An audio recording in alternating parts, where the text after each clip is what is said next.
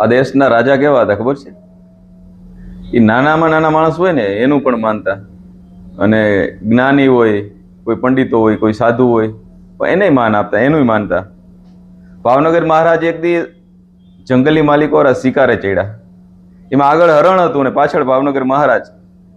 હરણ દોડતા દોડતા બે રસ્તા પડ્યા આડા, અને એ રસ્તામાંની માલિકો કે રસ્તે હરણ ગયું ને એ રાજાને ખબર ના પડી, અને બે રસ્તા ફાટતા હતા. બે રસ્તામાં રાજા ઉભા રહી ગયા, અને એક નાનો માણસ માલધારી, જેને દુનિયાની કઈ ખબર નથી, રાજ શું કહેવાય, પાઠ શું કહેવાય, જે જંગલની માલિકો પોતાની રોજી રોટી, પોતાનું ગુજરાન ચલાવે અને માલઢો ચારે, આવા માણસ આગળ આવી અને રાજાએ, ભાવનગર મહારાજે પૂછ્યું માણસને કે ભાઈ, હું આ નો રાજા છું અને શિકાર માટે નીકળું છું, ને હરણ અહીંથી આમ કે રસ્તે ગયું, આ રસ્તે ગયું, આ રસ્તે ગયું, અહીંથી નીકળ્યું છે, તો મને કે ને ભાઈ, મારે શિકાર કરવો છે.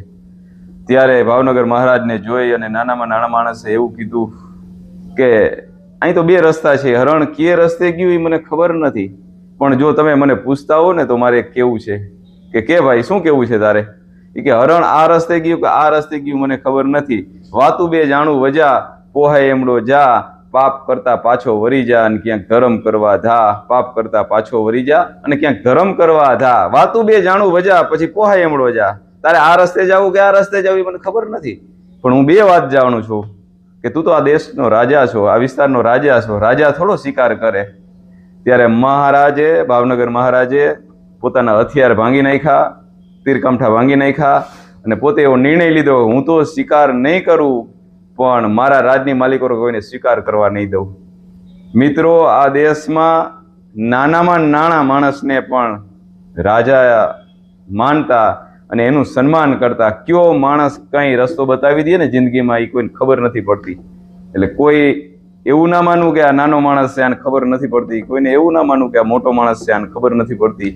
આ દુનિયામાં બધાય આગળ તાકાત છે, હવ પૂરતી તાકાત છે. બધાય માણસમાં બે વસ્તુ કાયમી હોય, એક ખૂબી અને ખામી. આપણે ખૂબી લેવાની છે. એમ રાજાએ, ભાવનગર મહારાજે, એમ નાનામાં નાના માણસ, માલધારી માણસ આગળથી ખૂબી લઈ અને પોતે નિર્ણય કર્યો કે હવે હું શિકાર નહીં કરું.